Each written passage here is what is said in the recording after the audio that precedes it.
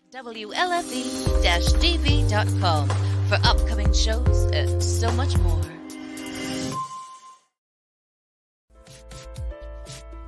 Hey everyone, it's Tuesday night again. You know what that means, don't you? It's time to join Mike and Kristie for another episode of Where's My Sage? A show hosted by a psychic medium and a guy on a quest to find Bigfoot. Who would have thought? Together, they will take you on all sorts of adventures, and not with lots of different people. Kristie even gives readings. It's time to sit back, get up and get ready. You can't sample the universe sitting down. Your hosts are waiting. Come on, let's go!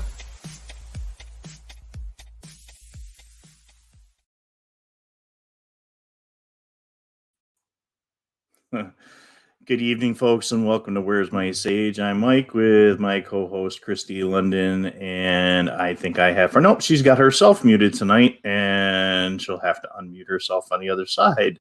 So how are you this evening, Kristie? I'm good. How are you? I'm doing great. Good. A crazy week, and we're back out. I got back and get resettled after the Florida trip. So it's there. I got to go on vacation to Florida. I got to go to Florida. No, it was a research time. So we got some folks coming in.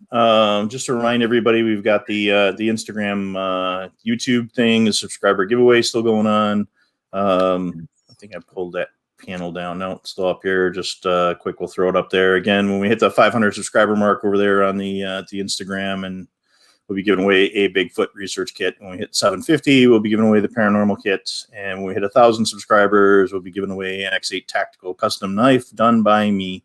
So I'll bring the other screen back up. So it's pretty good. We got some investigation stuff coming up soon. We've had some wonderful things. So let's say hello to a couple of folks here. So hello, Michelle. Hi, we Michelle. are here this evening. So wait a minute, that green screen's going to have to go. Hello, Shireen. Hello, Paul. Good to have him here. Yeah. Find some fish like that. Hello, Penny. Hi, Penny. Hello, Tim T from Florida. Guys, if you get a chance, check out Tim's channel. What am I, chopped liver? Hi.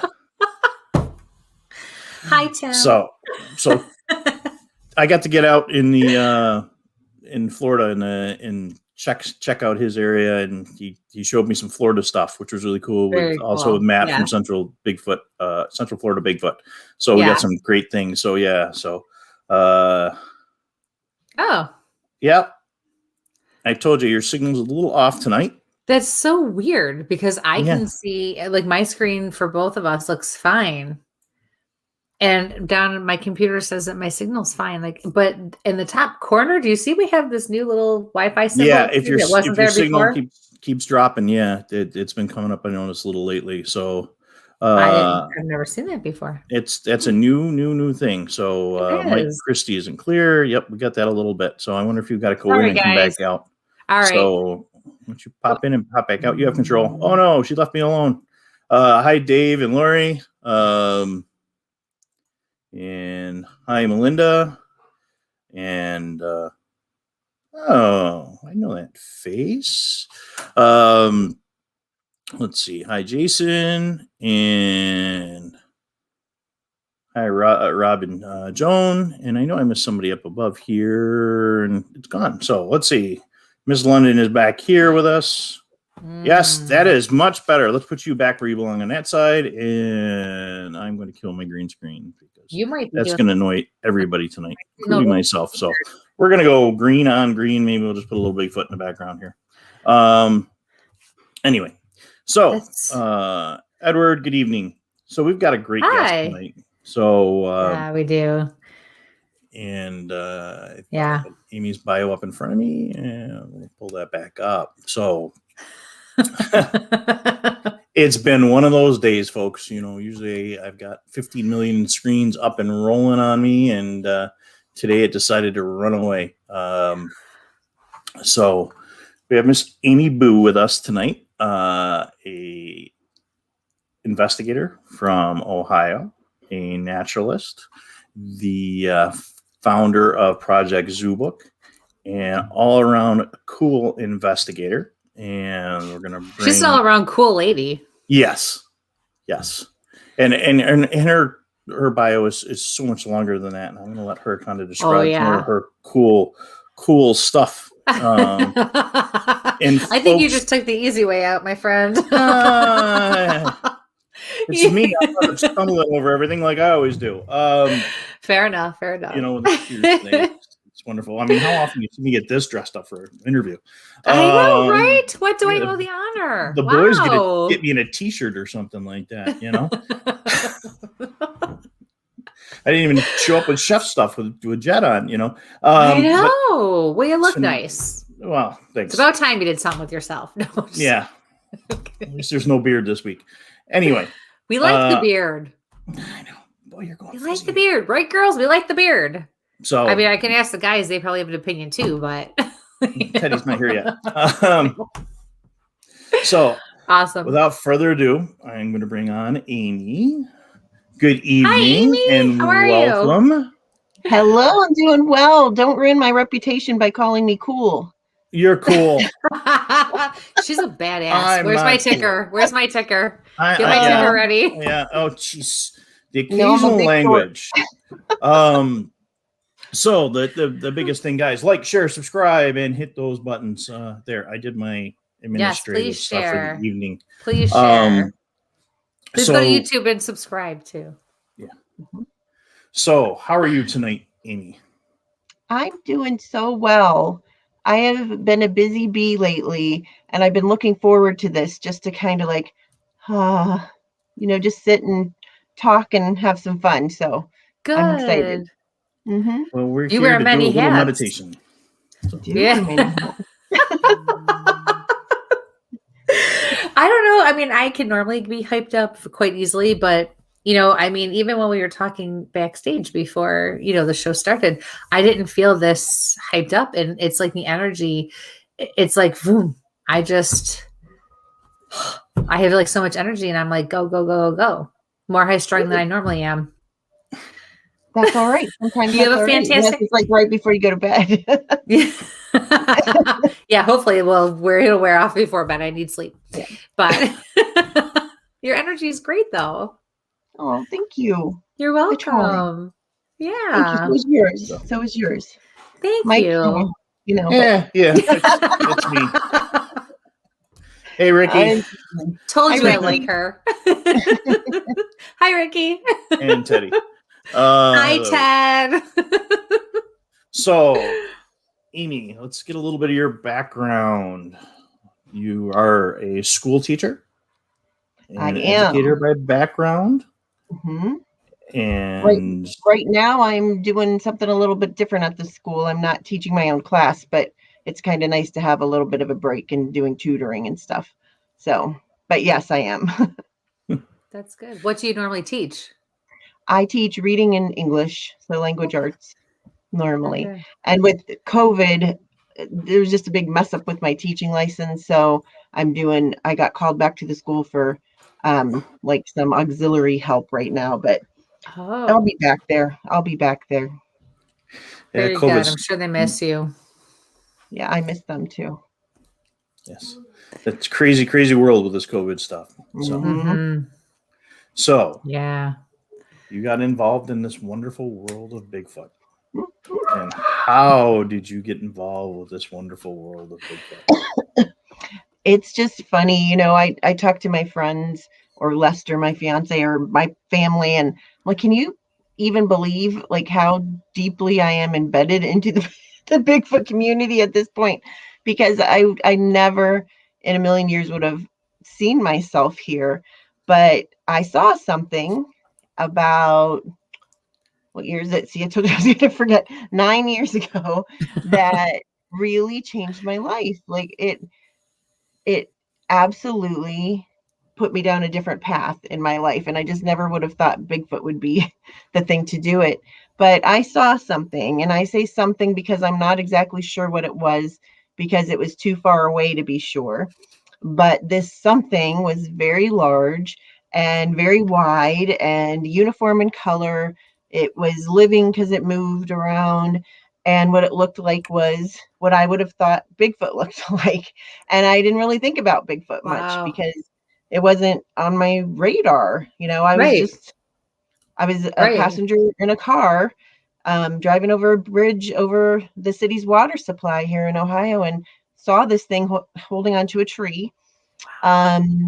Looking back and trying to figure it out, I think it was probably at least 100 yards away. So that's why I'm a hopeful skeptic. I always say, like, I want Bigfoot to be real. And a lot of days I think it's real, and then other days I'm not as sure. Especially when things aren't going so well. But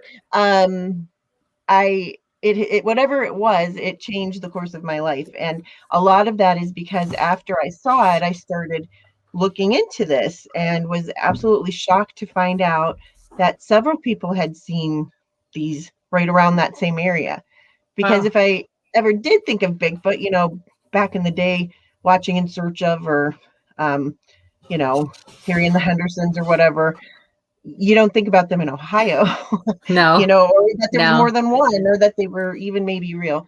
So I saw that from that moving car, and I have been on this quest ever since to try to see and really prove to myself that these creatures are real.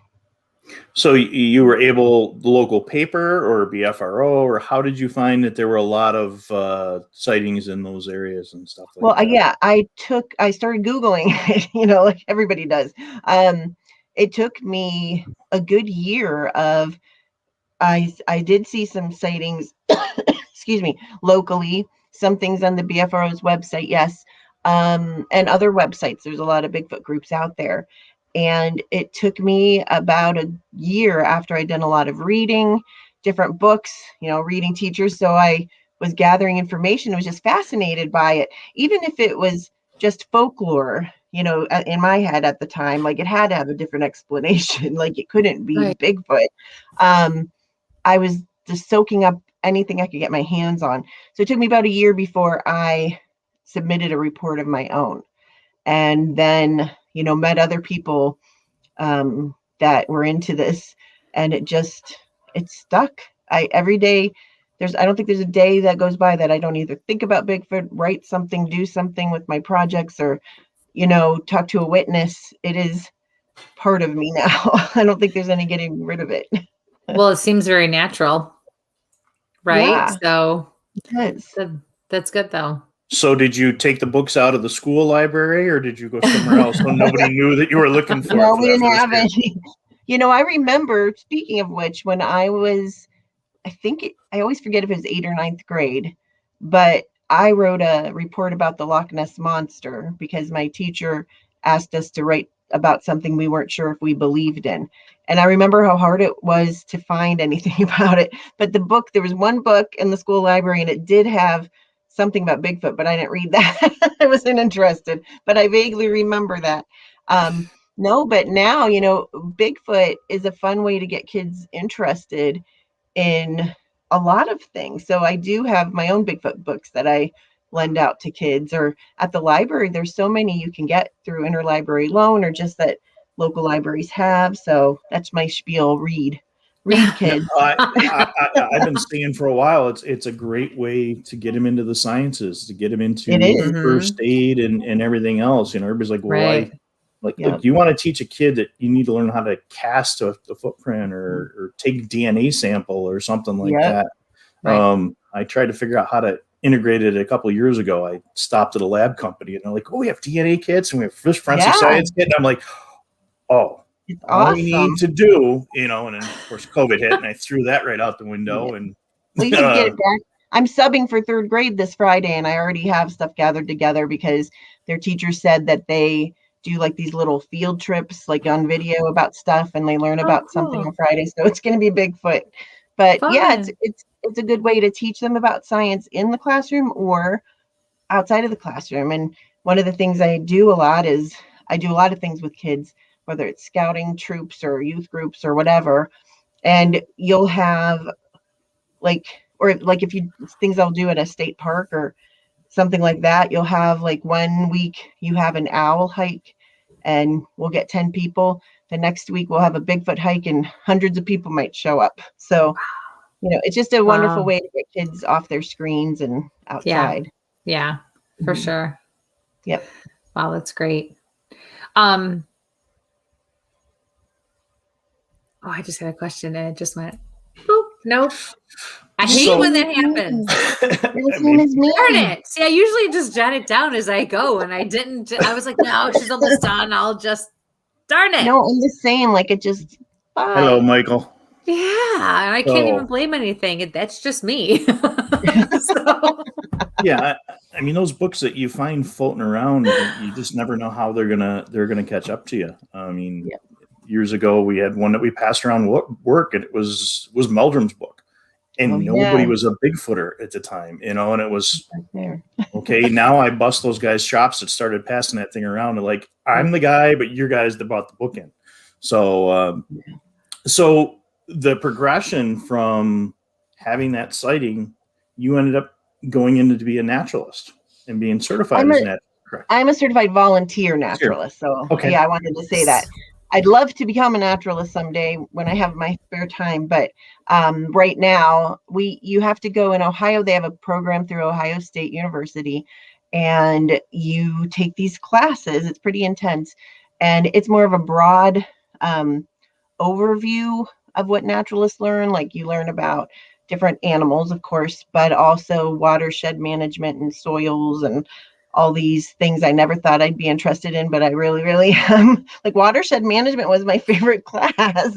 So, really? So so can we back up a little bit? Because I mean, I know we all probably have an idea of what a naturalist is, but what exactly is it? What exactly does a naturalist do? What's a professional naturalist can do a lot of different things. They could work at a nature center, and they can teach things, to people and everything. Like, I'll work with the real naturalists to put on programs and things like that. But they can work at, like the place that I saw, whatever that was, it's a reservoir for the city of Youngstown. right? So they could work there and be doing water quality things and, stuff like that. So there's really a wide variety of things that they could do. Wow. So really anything that has to do with air, water, soil, animals, nature in general. Well, because I mean, there's so many specialties. How do I know someone's not like a tree specialist, or like, or like they focus on water? I mean, is there like different specialties within that? I don't know. So what I did was just a very broad, generalized thing, and definitely not a specialist in anything.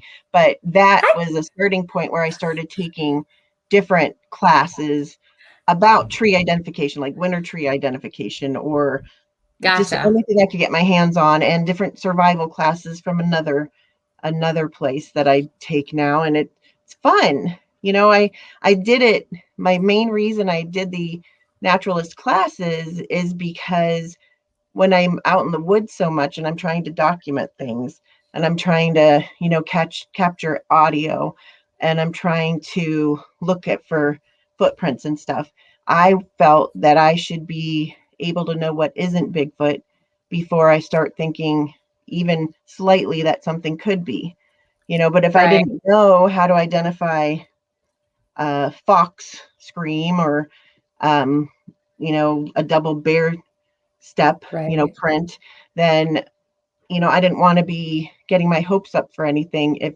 I could possibly say it's something else. Sure. So that's when I started doing that. It's debunking in the Bigfoot world. Yeah, it is. It is. I mean, really, it's, you have to apply it to everything in life, really, Right. And sometimes it can be disappointing if you really thought you got something, but I think it's fun. Yeah. Like, I've always been a big Sherlock Holmes fan, and he peels away the layers of everything that it isn't, and then whatever you're left with is what it is. And he says it more eloquently than that, but it's okay. It's still fun to figure out what it is, even if it's not Bigfoot. Right. It's that time in the woods that just makes it just amazing. Yeah. So you have the sighting, and you just start your research. You put in your your sighting. When do you start into the field yourself? Oh Make man, that jump. it's funny. You know, I made some acquaintances back then, and started doing some things with some different groups, and tentatively going to talks or kind of tagging along on hikes or whatever. And then I really wanted to do some things on my own, but I was like wildly unprepared to do anything. And I'm not talking about Bigfoot, like I'm just talking about being outdoors. I've always loved nature, and we had a cabin, like a really basic cabin with an outhouse and everything growing up, my family, but I never camped by myself or anything. So I have a funny story that I tell sometimes about the first time I ever went out camping by myself. I put up my tent. It was just like this real simple little tent. I was so proud of myself. And then I made my own fire, which was a Duraflame log, one Duraflame log, and I couldn't get the lighter to light very well, but I finally did. And I roasted my marshmallow because I felt like you're supposed to. And then I get ready to go. Like I love it. As soon as it gets dark, I get ready to get in my tent because I didn't want anything to get me. So I get in there, and I had the weeny teeniest little padlock with a key that I locked the zippers together. So nothing could get me. But the funniest part of it was that I was in a campground that was like full of other people.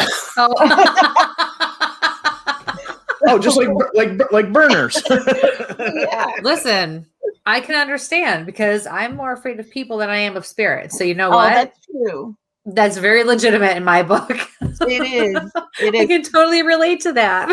It's true. I finally went and got my concealed carry after a while because of people, finding the people around I didn't know. But no, it's funny. So I didn't know what I was doing. So I really love the camping part because, like Shane and other people say, like Bigfooting is really camping with a purpose, right? Like you're camping, you're hiking, you're looking around, you're trying to find things, but you're also having fun. And I really don't want like a search and rescue to have to find me. So I've Good brushed call. up a lot since then. I usually do go out with other people, but I really enjoy camping by myself. So I always go somewhere that I'm familiar with, or that, not that there's somebody exactly knows where I am, or with the personal GPS device and stuff. But I love it. I was afraid to be in the dark when I started this, and now I love it. So my whole mindset changed. What do you love so much about camping on your own? What does it do for you? What do you get out of it? What do you look forward to? I said I need to get a bumper sticker that says Bigfoot saved my life or something like that. Aww. Because I just, I had been in a bad situation around that same time. I lost somebody very dear to me around that same time that I started this. And that whole summer after they passed away, I spent in the woods. I was a teacher, so I had that freedom. I camped like that whole summer. My daughter was with her dad over in Norway, our daughter, because he's from there. And so she was there. So I had this big chunk of time. And I don't know, it just heals my soul. It really does. Just the leaves and the trees. And I enjoy my own company. I'm a writer as well. I like to write things, and I like to read, and I like to my idea of fun is to sit in a camping chair and feed chipmunks for hours, like peanuts or something. Like, see how I like close to do you that. can I feed get the squirrels at my house. Is that the same thing? Yeah, so I don't really get bored easily, I guess, which is a good thing. But Yeah. I love it. I love, streams. I love the deep forest is my favorite place to be, I think.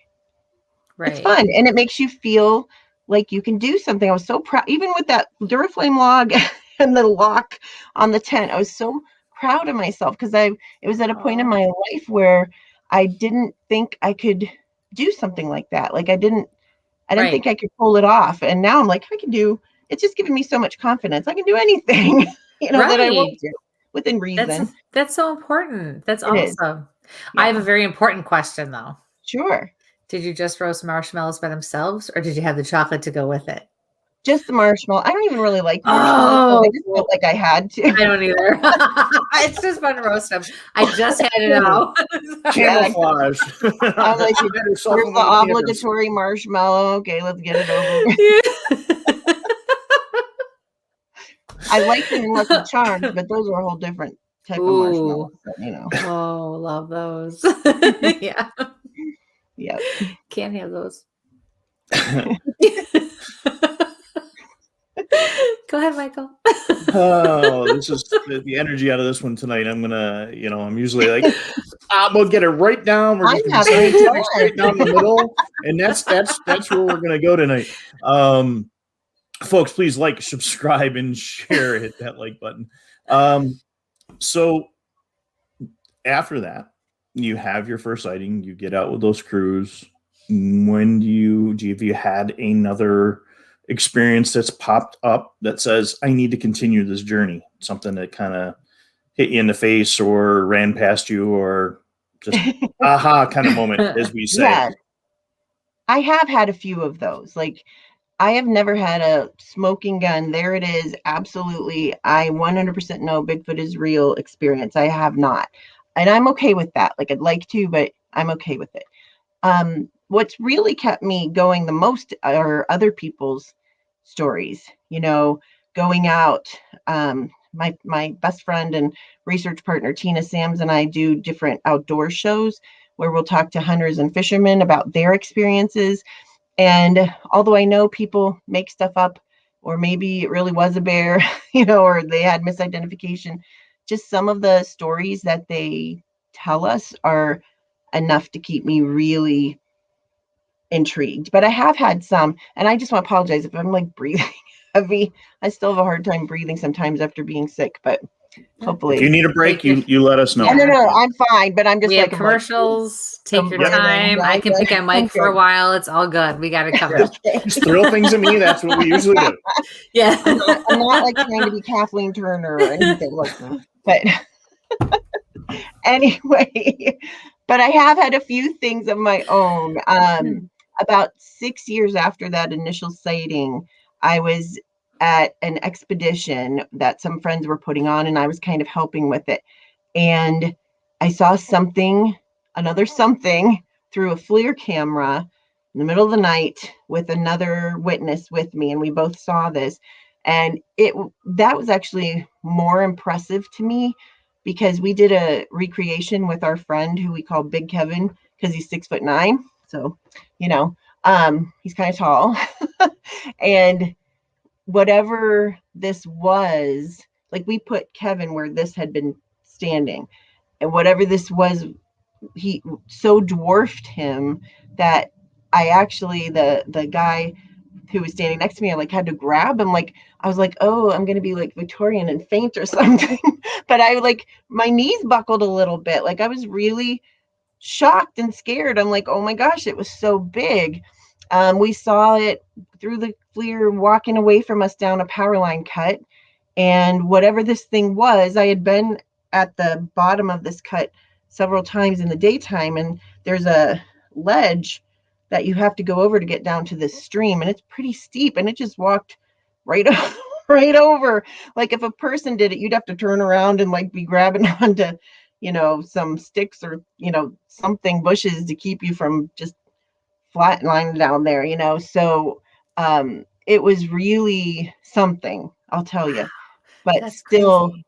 And very impressive, but still, I want to see it better than that. Yeah. I'm like that with anything. Like, I'll believe you guys' stories or anybody else's. I'm like, oh my gosh, that's so awesome. But then, like, when it comes to my own, I guess I have higher standards for it. So, yeah. But like you said, there's those days that you go, why am I doing this? Yeah. And then those things happen, and you're like, you get a rock throw, or you get a scream, and you're like, okay, I taped this. This doesn't make any sense.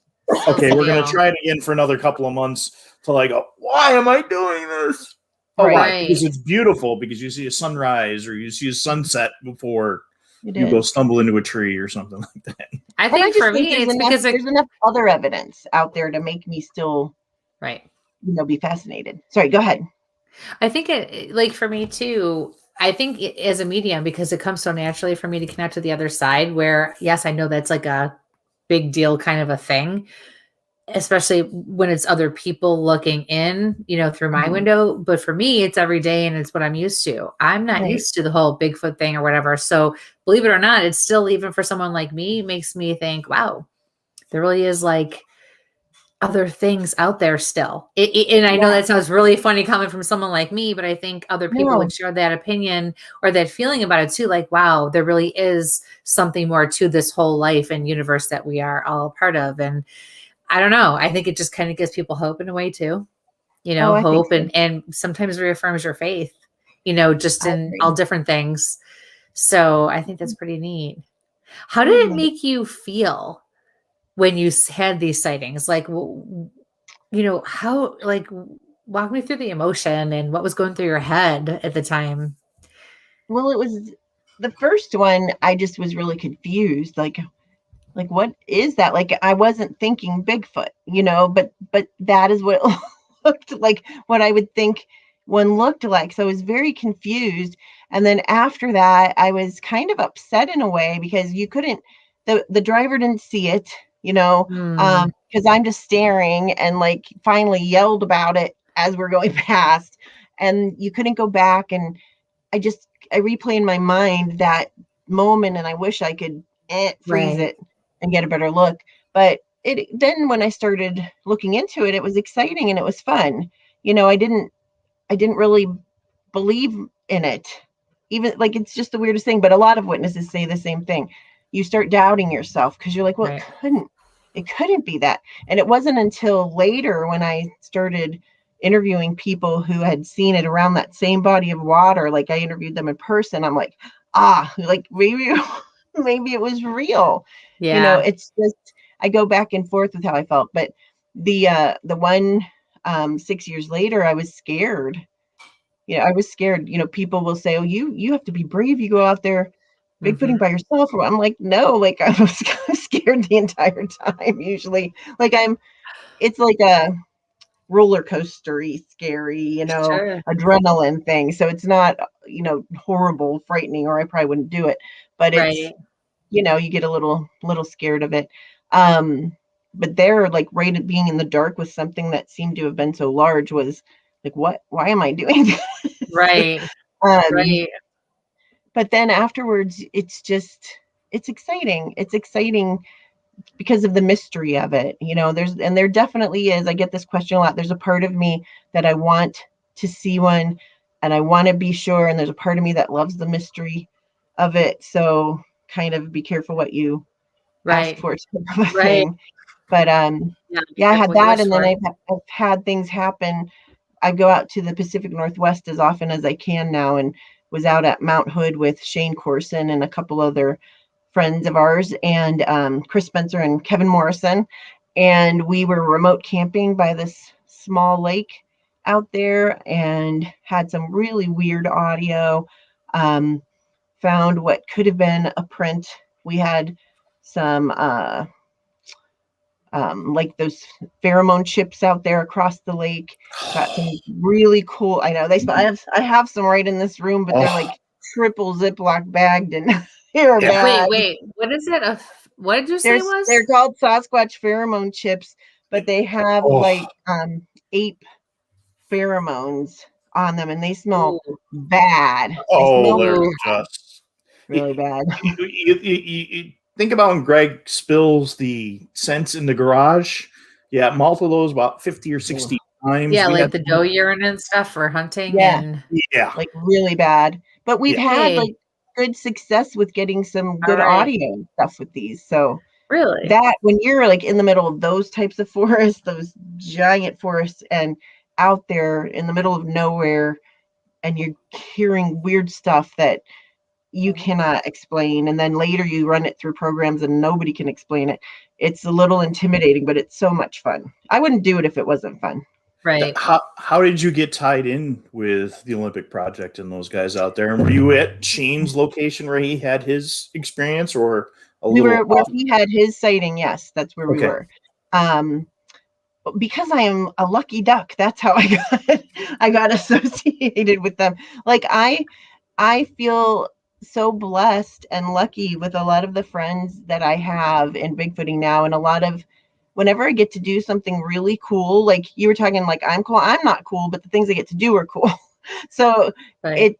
I pinch myself. I'm like, man, I feel just really blessed. So I met Shane because I met another researcher that had been in Ohio, Barbara Olvera, and she was associated with the Olympic Project. And she's like, you should come on out and visit me. I'm like, okay. So I went out. She took me up to their headquarters because they were having a little bit of an event, and became friends with them. And, you know, after a couple years, I was in another group and then decided to go out on my own. And that lasted about a day before Derek and Shane asked me if I wanted to join the Olympic Project.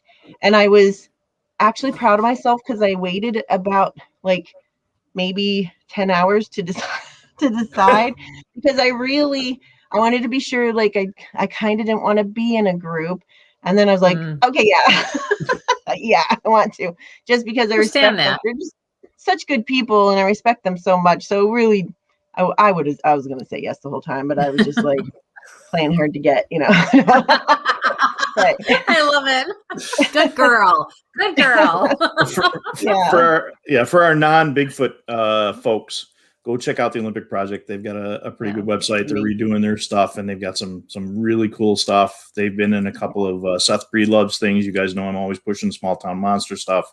But on the trail series, I know that they've mentioned that there's another one coming out after ours, which we just found out today. It will be released in June. So yeah. Might have to no, it's awesome. You know, the Olympic Project, they're just such good people. I agree with how they do things. I agree with, you know, I will paraphrase what Derek Randalls always says, but he always says, you know, do what you want in Bigfooting, but just be nice to people. I'm paraphrasing that. So I like that. I feel very much that a lot of the opportunities I've had have come from being nice to people, and not like I'm not doing it to get something, but you know, it's being who you are. You're being genuine. I was going to say when I met you in Pennsylvania, I had no clue. We were there. I think you were talking to Steve, and you had your sign for your bucket list, if I remember correctly. And you know, it's grammar people here. Be who you are. And, I mean, that's be who you are. Just be genuine.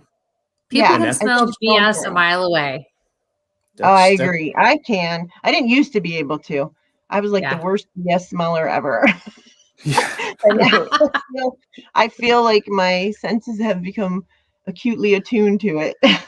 Well, that's you get into investigation. You get to talking to witnesses, and they'll do it. And I had a chance to talk to Shane quite a few times, and eventually our schedule. We have not had a chance to get him on here yet because of elk season, because we did not want to interrupt him during hunting season. We learned that was out. He just got back from being out at the OP just yesterday or the day before. We talk a lot. We have some crossover. So I'm in the Olympic Project. I'm a member of their team, and he's a member of my group. So we kind of cross over a lot, and just he's out there all the time. He's like in the woods. So I admire him a lot. So we'll circle back around to that. Let's hit the sporting, the hunting and fishing shows that you do. You do a lot of those in Ohio and Pennsylvania. Do you get over to New York, or where do you get a lot of your sightings? And when you talk to hunters, are you getting consistent accounts? So far, I only have done them in Ohio and PA. I live in Ohio, but I live like right on the border of Pennsylvania. So I actually am in Pennsylvania as far as Bigfoot goes more than I am in Ohio. And my only, you know, we all have our little research areas. So mine is in Pennsylvania in the Allegheny National Forest. And so I've done different shows in Ohio and PA, and I would love to do more. Like everything I like to do when it comes to Bigfooting, I want to do it all the time. So I would like to only do these shows because you get so much good information. And I'd like to only be out in the woods, and I'd like to only be writing my book, and I'd like to only, so I do as much as I have time for. But I would definitely like to spread out. And I was doing for a while, through the Ohio Division of Wildlife, they had what do you want to call it? An expo. And they invited me one year to go out there and have a Bigfoot booth. And they had heard about me because I was blessed to be able to speak for the Audubon Society and do these outdoor shows. And then they asked me there, and it just kind of snowballs, like something, well, oops, oh, that was an accident that happened, but I don't really believe in that. It's like it kind of just life's journey. Yeah. Everything happens for a reason. And I agree. And we get a lot of, the first one I ever did was in Monroeville, Pennsylvania. It was I think it's the biggest outdoor show in Pennsylvania. And my friend, Dave Groves, got me that opportunity. So thank you, Dave, if you're watching. That's the 2-week one, the big one in Harrisburg? No, maybe I'm wrong. Maybe it's not the biggest one. I thought it was like one of the biggest of its kind, like what it is. But no, it's just a long weekend, this one. But it's huge. Like the venue is really big. So, and I could just be making that up because I thought but anyway, I sincerely thought so. But anyway, it was my first time being there. And I thought, like, I was nervous because I'm like, I'm not a hunter. I can't even like put up my tent, and I like, they're going to throw tomatoes at me, they're going to think this is stupid. And ultimately, I don't care if people make fun of me because of Bigfoot or think I'm stupid, but I still am like, don't enjoy it. So I was there by myself the night before everything started, setting up my booth, and the people that were running it wanted you to have this fake grass carpet down. So I'm like crawling around on the floor trying to tape this carpet down. And I look up, and there's like 6 to 8 guys standing there, with their camo and everything on, like waiting for me to get done. And I'm like, oh, hi. And it wasn't even open yet, but it was all guys who had booths there, vendors that wanted to tell me their Bigfoot stories. So it was like, bam, right off the bat, people would come up to me. And then, Tina she came a couple years with me, different things, and Lester and other people. But it's funny because some people are very willing to share, but some of the guys would be like, there'd be a guy and his 2 friends, and they'd kind of walk past the table and, Bigfoot, they keep going. And then one of them would come back later and be like, I saw it. He doesn't want his buddies to hear it. But the one last year before COVID struck and we couldn't go to anymore, Tina and I, just with 2 different outdoor shows, collected 87 new reports. And when I say new, like people that had never or claimed to have never told anybody, to have them written down and documented their sightings. And how many of those are real? Could be 87, could be none, but some of them were very compelling. And I just feel very lucky to be able to talk to people. So do you have a reporting form when you're there at the shows for folks to do a complete documentation of, or, hey, here's a sighting, I can't really stop to talk because the family and friends are here and I really need to be quiet? I do it a little differently. I feel like you want to have a relationship, at least a little bit, with somebody before they're really going to tell you the nitty gritty of things. So I give them my card.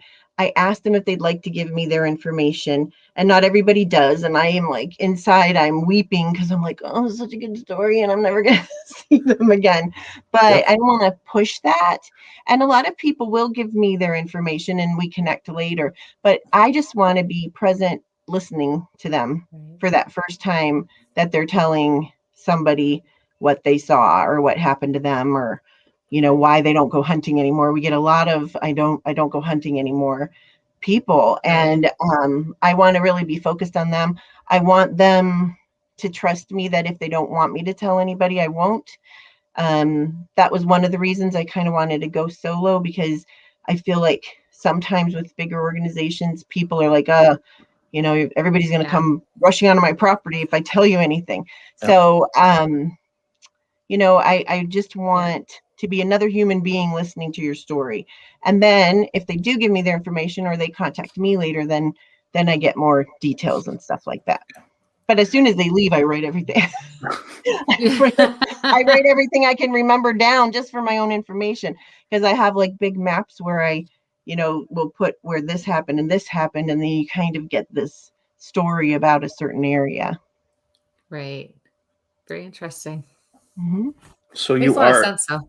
Yeah, our hitting area is close to us. So because we're the New York side, we're only an hour and a half from. So it's we were supposed to go down there the other night, but my partner bailed on me. I hope he's still in the audience.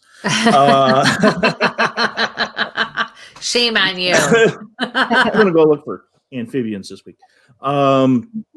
So, folks, if you have questions for Amy, please put them into the chat. What's the most amazing or most detailed sighting that you've gotten in these shows? Oh boy, there's so many good ones. I've had a lot of detailed ones that weren't from outdoor shows that are popping into my head, but my favorite one, can I say that one? Yeah. That I've heard at an outdoor show was an older gentleman. He was kind of hanging around the is that him? I figured. He was hanging around our booth, and we could tell he kind of wanted to talk, but he didn't come over. Finally, when there was nobody else around, because you would be surprised like how busy the Bigfoot booth is at an outdoor show. Like you never get to take a break usually. I'll bet. And he came over and was talking to Tina and myself, and he was telling us that somebody's riding a motorcycle outside. It was loud. But he was telling us that he said, the opening day of deer season used to be my Christmas. He said, that's what I looked forward to all year. I was a hunter for my entire life since I was a little boy. My dad taught me how to hunt, going on, just telling his story. Said he lived in the same farmhouse, for however many years, 40 years or more. And he said that one day this didn't even happen in the woods to him. He was looking out the window and he says he saw a Bigfoot standing in the field, and he was so shook up by it, just shaken by it. Like, I don't know how to say it, that he has never gone back into the woods again. He said he'll go to these outdoor shows. He buys the equipment, but it was near the woods, like where he would deer hunt. It didn't hurt him. It didn't even make any threatening movements. It was just seeing something that wasn't supposed to be there and was so big and so intimidating to him that he said, I just didn't feel like I had any business out there. And he was really upset because it ruined what he loved. Those are the stories you don't really want to hear, because you see that emotion and we believed him. He was really emotional about it. Wow. So those are the kind of stories that make me be like, oh, yep, they're real. They're real. He would be out there deer hunting if they weren't. So I don't know. I've had a lot of detailed ones. But I told you, COVID brain. Like I can't think of any. No. Okay. That's fine. From an outdoor show. We've got so many other big things to hit Okay. topic-wise. Do you, when you look at your research areas and getting those sightings from the shows, do you go back to look at that old history, that native history in your area, any of the historical accounts pre-internet, 1900s 100 kind of stuff. And does it coincide quite a bit with what you're getting out of these shows? Quite a bit. Yeah, I've spent a lot of time in libraries looking at microfiche things and stuff like that, and old papers, Wow. and I love that part of it. But it does coincide with it. One of the reasons that I am the most interested in Sasquatch, Bigfoot, whatever you want to call them, is because of the history and the Native Americans in particular, because I have gotten to learn so much more than I ever learned about primates that are known by working with these different scientists and stuff. So, like when you look at the history of the Cross River gorillas or the orangutans or the mountain gorillas or any of them, and you see how they all used to be cryptids, or undocumented animals, and how the natives in those countries always talked about how they existed, but we Westerners didn't want to take their word for it, until we saw it for ourselves. I feel like maybe we should listen to our own indigenous people, because they all talk about these, and they talk about them like they're real animals, or real creatures. And I just feel like that's, to me, the whether you're looking at the painted rocks or you're looking at the carvings up in British Columbia, or you're looking just at the oral history or written history, there's so much of it. And they say, though, these are real. And so why aren't we listening to them? I'm not sure. Everybody's so quick to say, oh, it's folklore. It's just, telling morality tales. But it's not. Hi, Larry. It's not just telling morality tales. These are told in the same way they talk about eagles or antelope or whatever. And so I want to look into that and be like, hey, I don't think you're just telling stories. So I don't know if I even answered your question, but that's where no, you did, because okay. I've been going through the local lore in my county alone, and one of the local books was, and I apologize, the dogs are out running around tonight. Usually they're on the other side of the house, but they're on my side tonight. Right in the local history. I mean, it's two chapters in. It's like, hey, it's right here. And when we started following it in that chain, there's a whole bunch of other stuff that's kind of come down through that path, but it leads right through your neighborhood and somewhere else, and then into another cryptid. And whoa, right. You can believe in one thing, but I can't go over it. But that's the truth. People will ask me about other cryptids, and my answer, and it's not a good answer, but it's my answer, is that I don't want to believe in the other ones, because if the other scary ones are out there, I won't go out there. So fair. That's fair. That's logical. Whether or not they're real, I don't want to know. Then I got this. I can go out happily in the woods and not be worried about them. I got the same answer from Cliff. He's like, yeah, if Dog Man's real, I'm not going back out in the woods again. So it's not just me. I feel really good then. Yay. Yeah. It's not just me. I can relate to that, because I worry about the bear and all the other stuff, especially when I get left in the woods by myself. I don't know what my partner has a really bad habit of doing that. So I'm like, oh, you have everything I need to protect myself if we run across something. Excellent. Right. Fantastic. And it's funny. Great. I have run across so many black bear in PA throughout my life. And so I'm not really scared of them unless it's nighttime and I'm by myself, then they're going to kill me. But when I'm out west and you have cougar and that's no joke. I am afraid the entire time of them, but I still want to go anyway. I figure it will be a good way to die, if that's meant in a good way, but interesting. Not a good. I'm going to take your word for that. I'm good.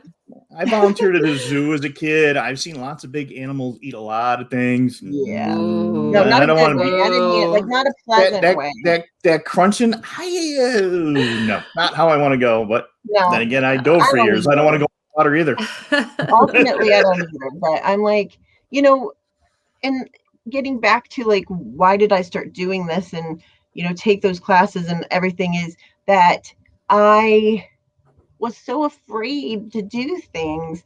And then, I'm a cancer survivor twice.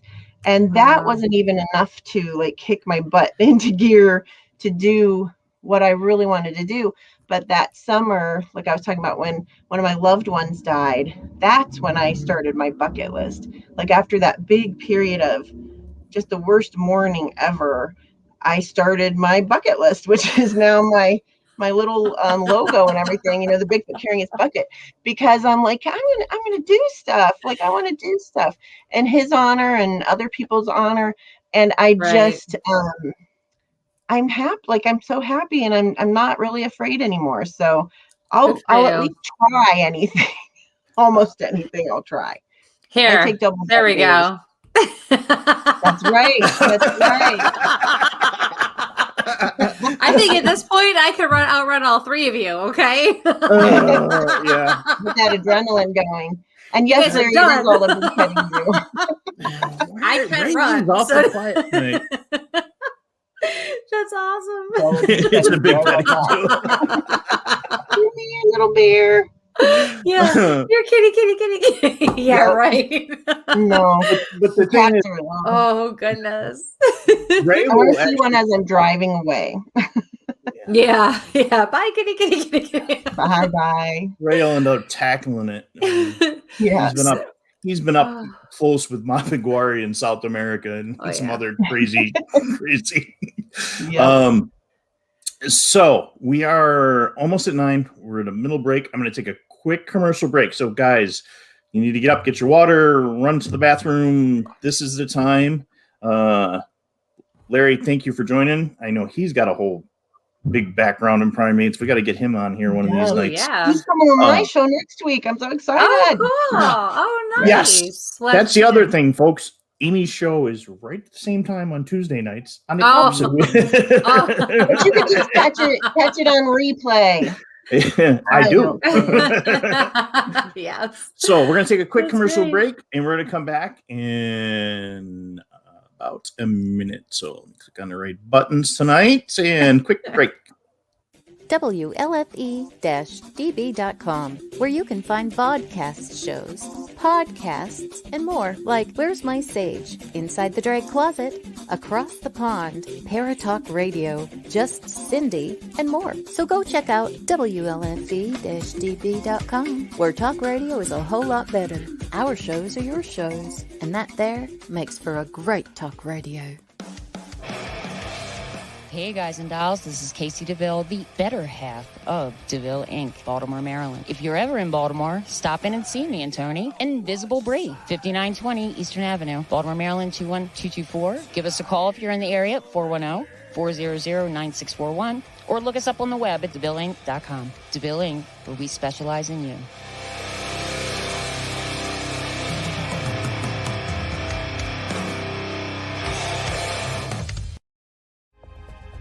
Ted Van Son Jr. is a seasoned investigator and well-versed in the ways of paranormal investigation. He is now ready to share his ideas and unique approach with all of you.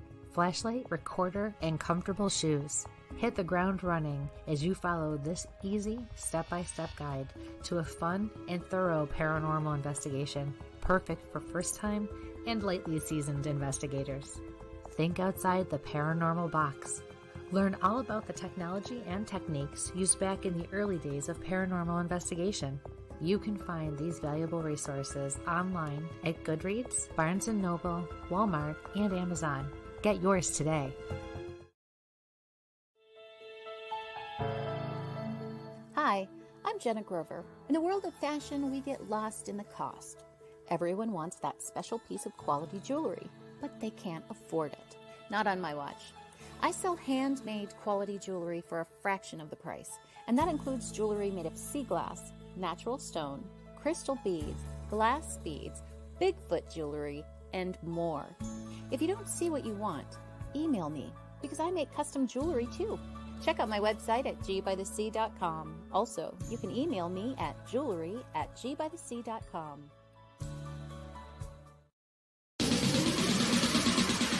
You're listening to WLFE DB Radio. Now, back to our program.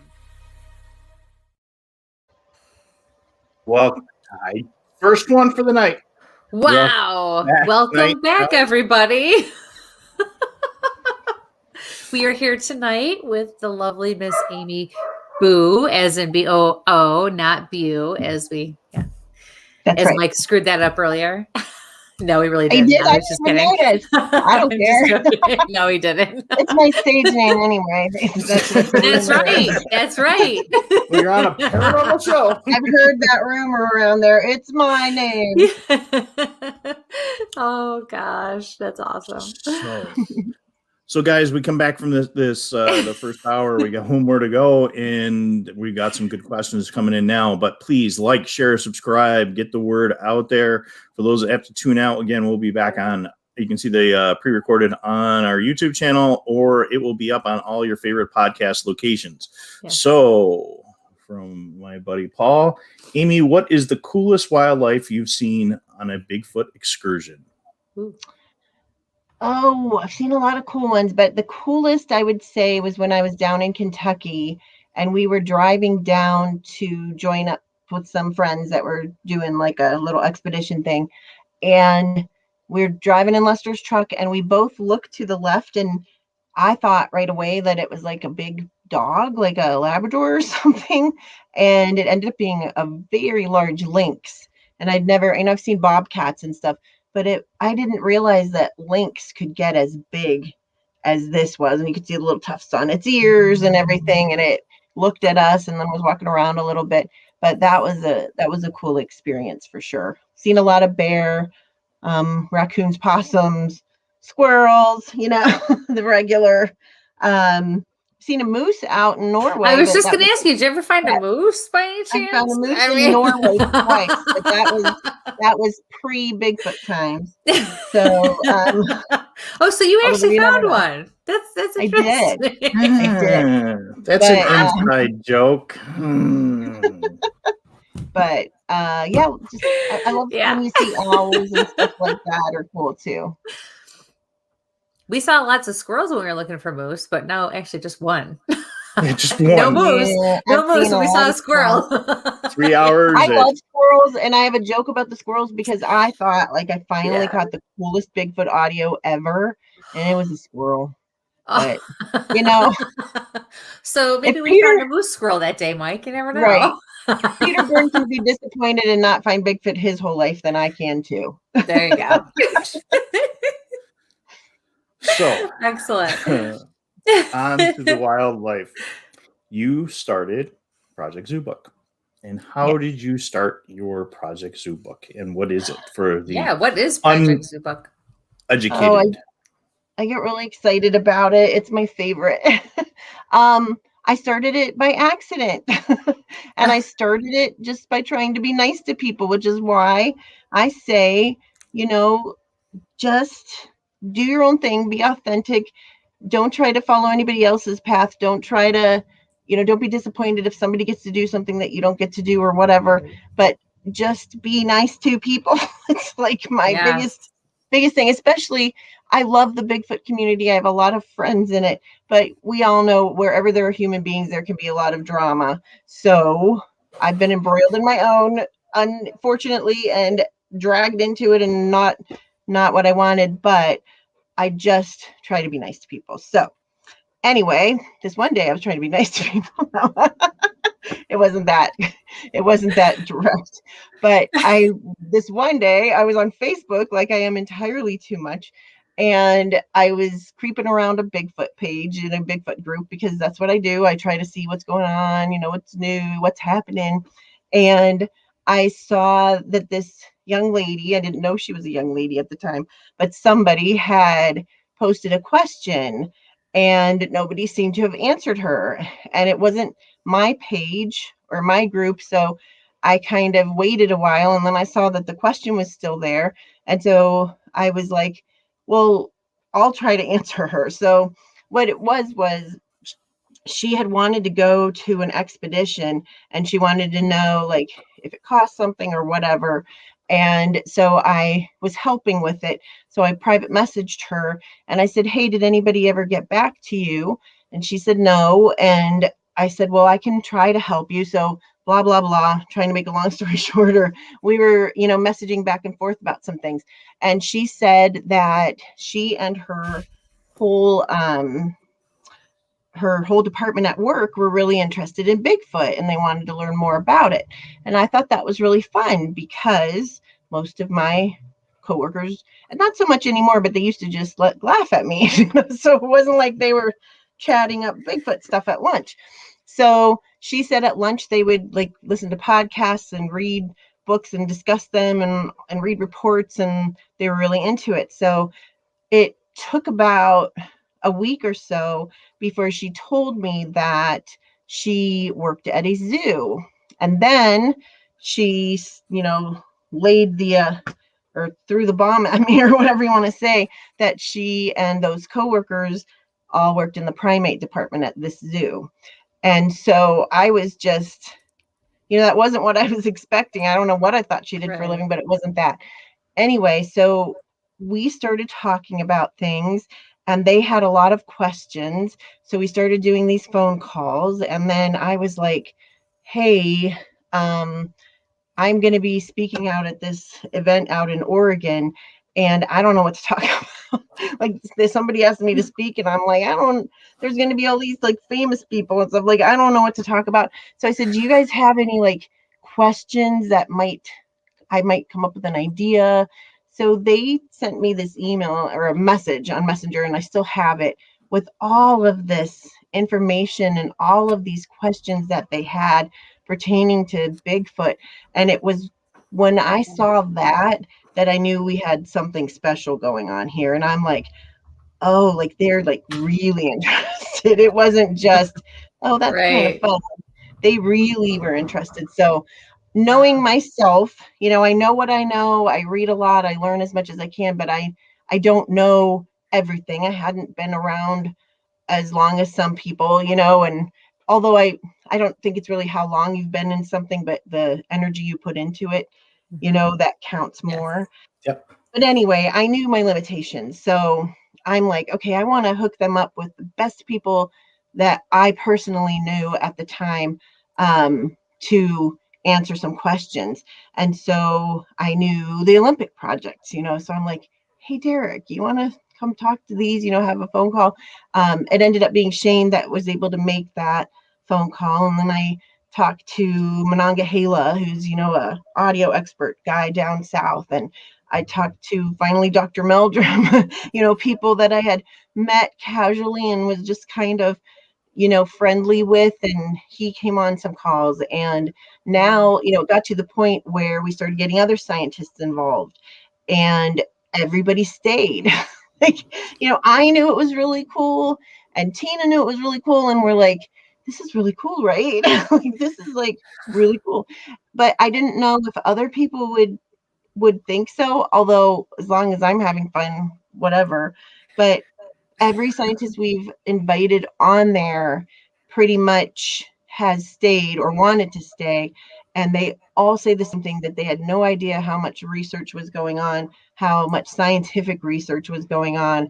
And they, we decided we needed a name, and we were kind of joking around about it. And then we needed a logo, and it just kind of became this thing.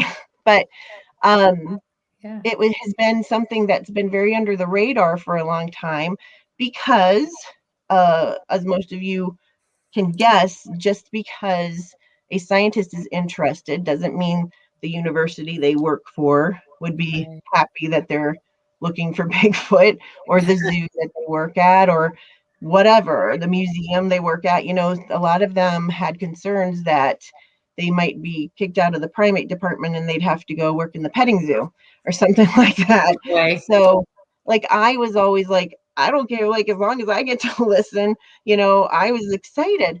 But we've been doing it for a few years now, and after each Zoom, now we do Zoom calls. After we do those, and we try to get out in the field together when we can, we're trying to come up with a way to do like an interactive website where they can still remain private, but answer questions for people. We want to do some micro studies, like with a researcher and a scientist hand in hand. We have all these really good ideas that are finally starting to come to fruition. And we are just trying to find out ways to make that happen. And the reason we want to do it is, I've never set out to be any kind of a big shot or anything. I've become the face, I guess, of Project Zoobook when I go speak about it. And the reason that I speak about it is to try to get more scientists involved. And so here I am, I don't care. I'm not going to get fired if I'm into Bigfoot. So right. I'm out there. But we really want, a lot of our scientists are kind of like chomping at the bit to get more involved in the community as well. And it's funny, I've had people that say, oh, that's Amy Boo, that's her make-believe little group. And I get it, because there's not really a footprint, with us, but we're definitely not a make-believe group. And I think if anybody could eavesdrop on one of those calls where you have, sometimes 20 or more people, depending on that night, all talking about,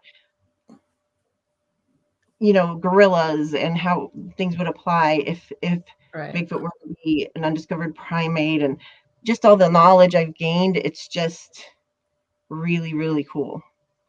I don't know how else to say it. That's awesome.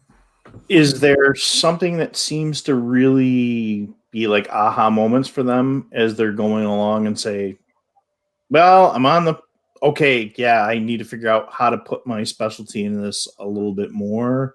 Or oh, definitely, and a lot of them are skeptics. I would say probably all of them still are, and that's fine. Like, they're not all like, we're believers, but right. They're all very open-minded, and just, it's just such a happy thing. It's just a happy group, and learning from each other.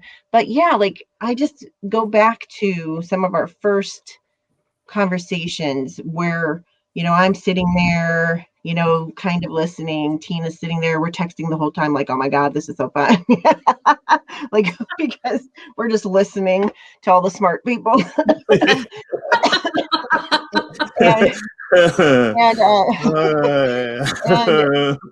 listening to them, listening to Shane talk about the nest site that they have out on the Olympic Peninsula, with the Olympic project, and what was discovered there, and hearing the audio, and they're getting all excited about things that he brings up that are very primate-like behaviors that he didn't even know were, and learning from each other. And then we were supposed to go last year too, but COVID hit, so we weren't able to go. But the year before, myself and two of those original primate zookeepers flew out to the nest site, and they were crawling under all the huckleberry bushes and everything to get to these nests. And when they crawled out of there, their faces were just astounded. I think that's the word I always use. They just were like, it looks like, what the one guy who has been out in Africa looking at gorillas and stuff, and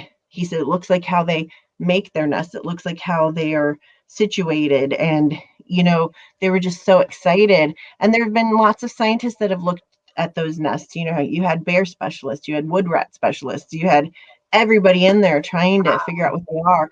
And then you have these two people that are very knowledgeable about what primates can do, and they get excited about it. So that was like one of the best moments of my life.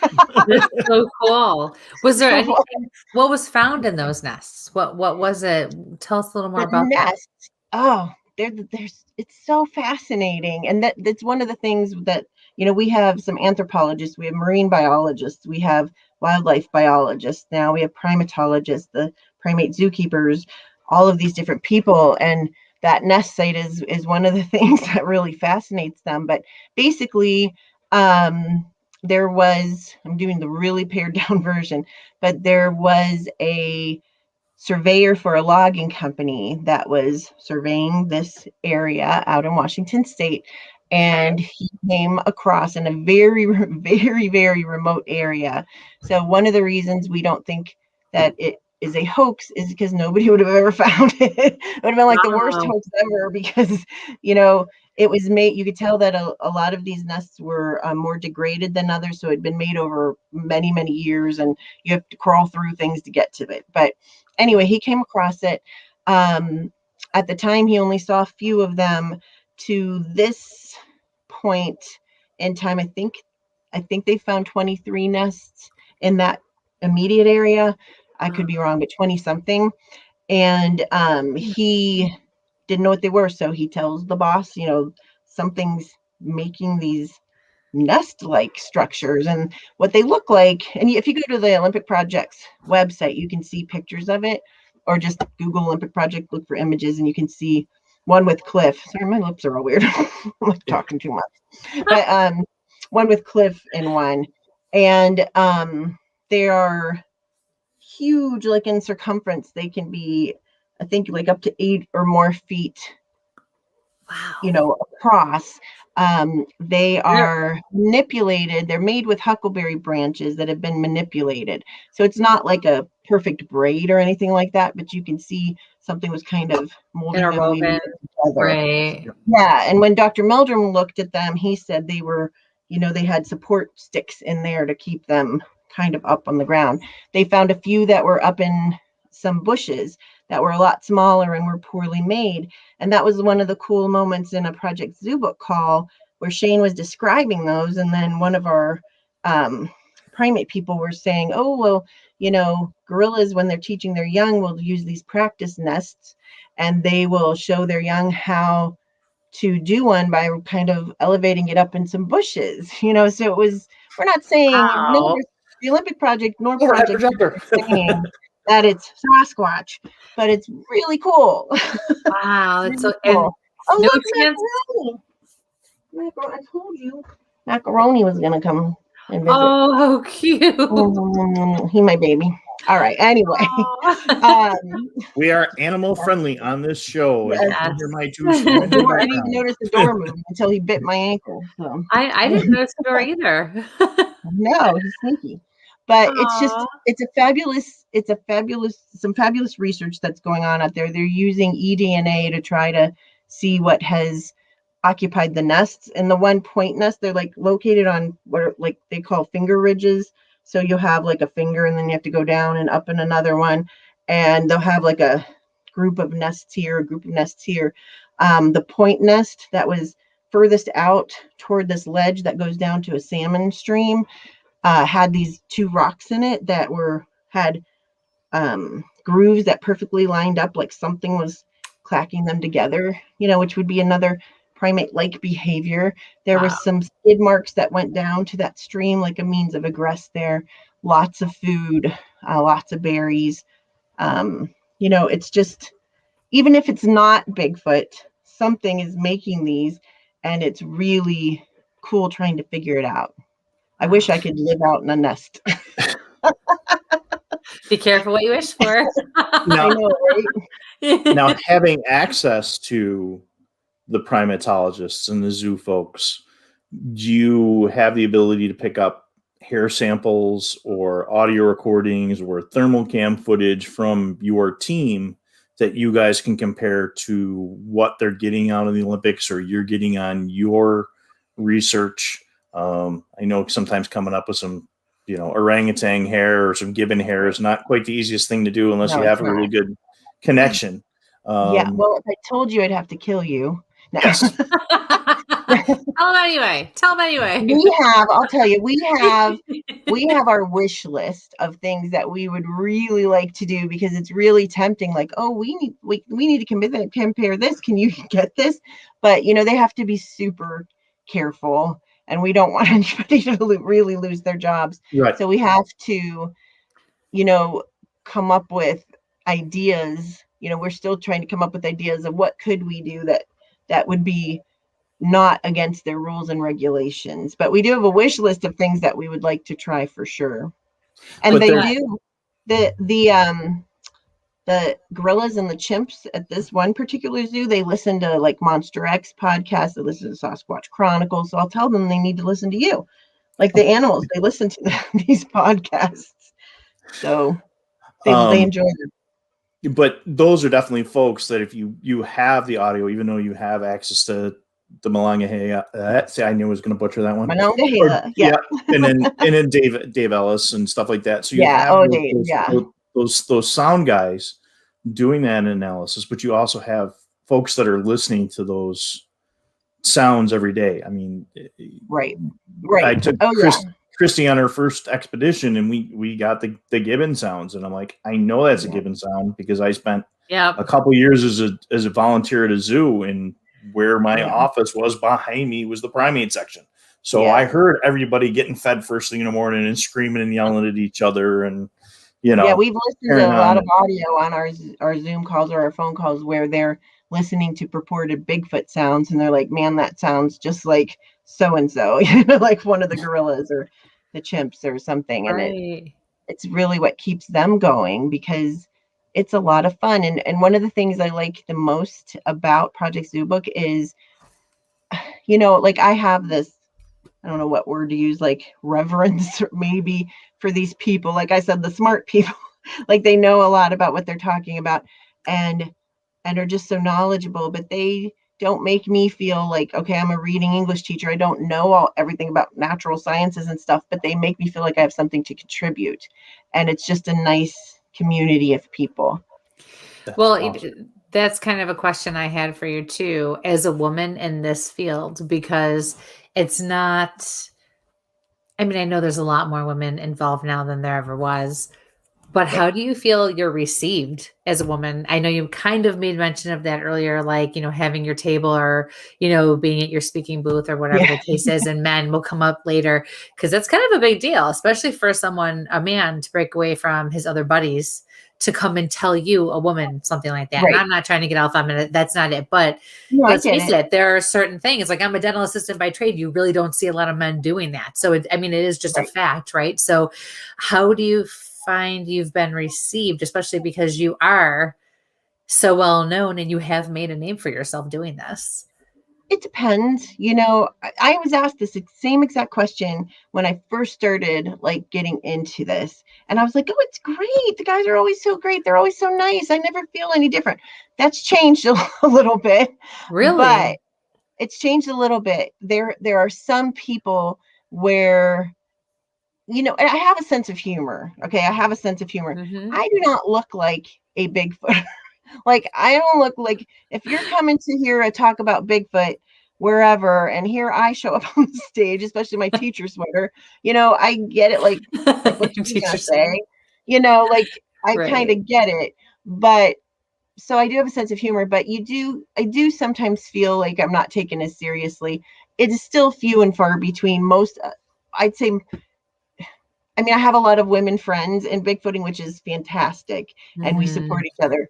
But I have a whole bunch of guy friends, that have supported me and don't treat me any differently. There's here and there sometimes where you get that, and it might not even be because I'm a woman. It might just be because I'm a big goofball, so maybe it's not even, that, but, I feel it sometimes where you're not necessarily asked to lead a team, if you're out somewhere or you're not ready to do something. Like I remember I was asked to, I like had a Bigfoot shirt on or something, and I was in this really small town in Ohio, and I stopped into like a Dairy Mart or something and was just getting something to drink. And the guy's like, do you like Bigfoot? And I'm like, yeah, I'm actually out here to talk to a witness. And he's like, oh, I'm also a reporter at the like local newspaper. Can I interview you? And back then, like I asked the people from the group that I was in, like, can I do this? And they're like, oh, we don't think you know enough. And again, I don't know if that's so much being a woman, but I felt it because they didn't say that to other men who had been around the same amount of time as I had been. And now I'm like, why did I listen to that? Like, you don't have to have a PhD in Bigfooting to be able to at least answer some questions. Like, so really it was more it was more me being timid. I should have just said like Like I'm gonna do it. That's right. Absolutely. Where's my But banner? that's exactly. So Explicit sign language. Right. part of that was my own. That's some friends. That's right. I love that. The part of it was my I have No, no own. idea what you're talking about. So Sorry, you're bringing out the Italian side no, of it's me. like I feel it once in a while, but again, overwhelmingly not Good. at all. And I have just the best guy friends who are like, oh, come on, do this with us, whatever. So it's great. And then I have a very supportive, very, very supportive fiance who's like, yes, go in the woods with 3 strange men and go look for Bigfoot. So he trusts me. I'm just They like, paid your learn life all insurance. about the Bigfoot. Yeah. I know. My husband's looked at me. You're gonna what? You know what? Whatever. Go. That's true. Okay. True. Yepper. Twice. But I try very hard to empower other women when I can. There's it's not that being a woman makes you a good person. So I still Right. I still am choosy, but there's a lot of Yeah. really cool ladies out there doing their thing too. Yep. Absolutely. So what suggestions would you give to somebody wanting to get into this crazy, crazy world? Oh, Besides run the other way. besides running the other way, I almost got out of it so many times.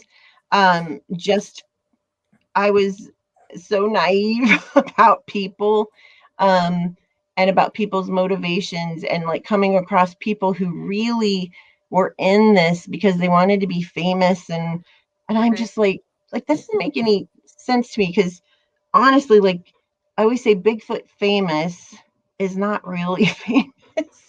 Like, okay, like if I go to a conference, somebody might be, oh, like, isn't that Amy food chick or whatever? But if I'm at my grocery store, nobody knows. Right. Like, it's not real. So I don't get the cutthroatedness. I just made that up. Or just being mean to people because you're jockeying for position. Like, I'm like, Right. it's not that I don't get disappointed sometimes, or if somebody gets to do something, I'll be like, oh, that'd be really cool to do. But I'm not like jealous of them or anything, and I'll get to do something cool another time. So I don't like that. So I think if you're going to in any way put yourself in the public eye on purpose or because it's been thrust upon you or whatever, have a thick skin. Like, just realize, like, don't fight back unless you need to. Just be like, whatever, but if you're in it just for the fun of it and you just want to go camping, like, get some good camping equipment, take some classes. I take these wildlife, or not, well, I take the wildlife, but I take these survival classes now, which again, I never thought I'd be doing. So now I know how to make an actual fire. And like they have classes like 50 ways to make fire without matches, and so I am building up my skills, and that's another thing I wish I could do all the time, and I can only take a class here or there, but someday I'm going to get through the whole shebang of them. But we got some naked and afraid folks that we can send you out with. Oh, I love that show. I thought I was going to hate that show. I love that show. I would never do that in a million years, but I love what they're crazy.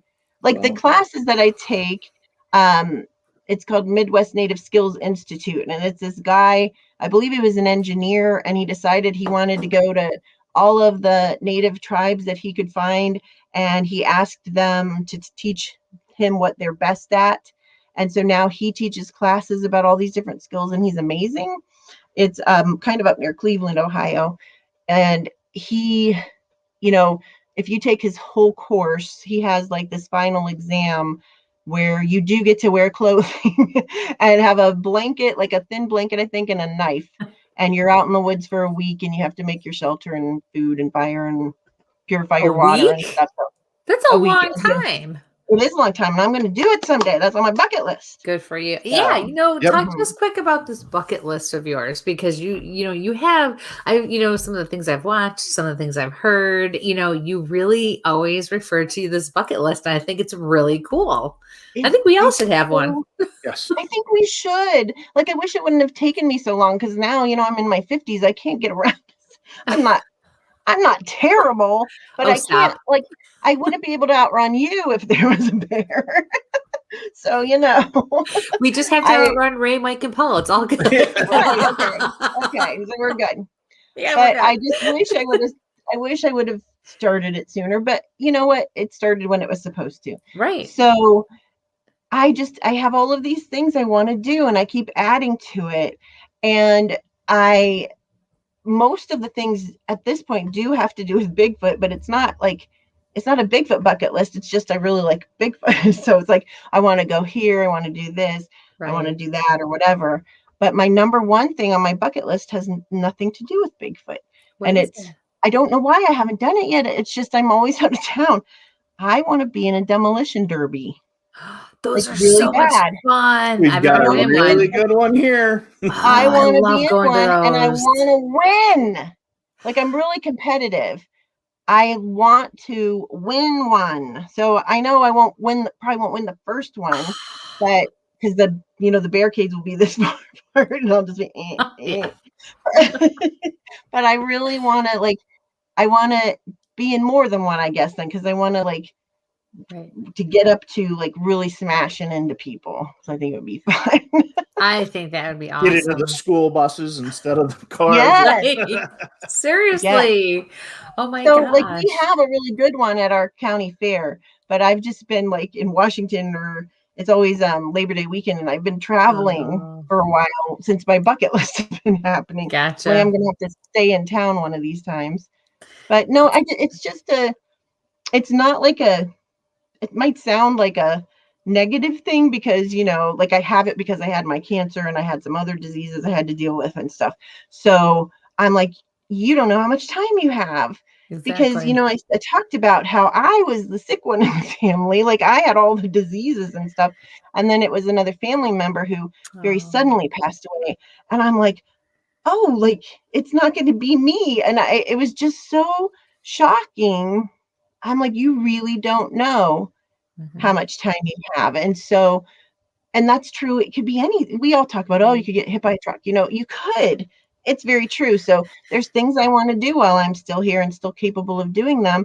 And so why not do them? And it can be something like being a demolition derby, and you work toward that, you make steps to work toward it. But it can be something like, I really want Dr. Meldrum to be on a Zoobook call, and I'm afraid to call him. I don't want to bother him. And I have learned it does not hurt to ask. Right. Why not ask? And more often than not, people will say yes. Yeah. And more often than not, they'll like it, they'll enjoy it. Yeah. So I am not afraid to go after things anymore. That's wonderful. So I have to ask the question I always ask everybody in your position. Okay. Coming from my perspective. Okay. Do you think there's any connection with Bigfoot, cryptids, with the paranormal? Do you think that there is something to this or not? I think that there very well could be. I have very good friends, some of my best friends, who think the polar opposite of me, or I wouldn't even want to say think, who research in ways the polar opposite than I do, because what makes us such good friends is they're not saying they're right. I'm not saying I'm right. So what I say, and I mean it, is that my interest is in Bigfoot just being a natural animal of some sort, maybe really smart, some type of a primate, not sure where it would land on the scale. That's what I'm interested in. So that's where my brain goes.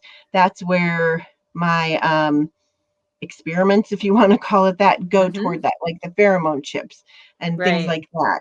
And I'm listening for audio of an animal. But, I have other very good friends and people I respect a lot who are looking at it more in a paranormal way. And I'm fascinated by that. It's not my thing, but I feel the best thing to do, and my friend Jamie King says this often, is to be open-minded and see where your research takes you. Because if you're already, you have these preconceived notions. There's so much, and there's so much infighting about that.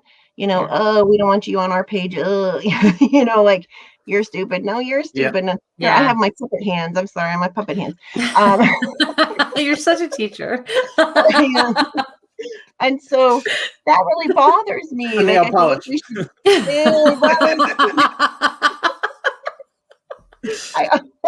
But it bothers me that people fight over it because we don't know. Right. I don't claim to have all the answers. If Bigfoot turns out to be like an alien or something paranormal, I'm like fine with that. And I think it would be really cool.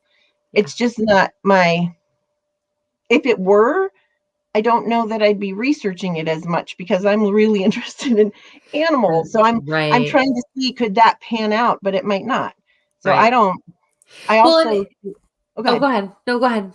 I was just going to say, I feel sometimes like I'll get a lot of witnesses that have very odd things in their reports. And I like to try to see, okay, like they said, the color was changing. Could the sun have been hitting it a different way? Could it have different colors in its fur or hair or whatever?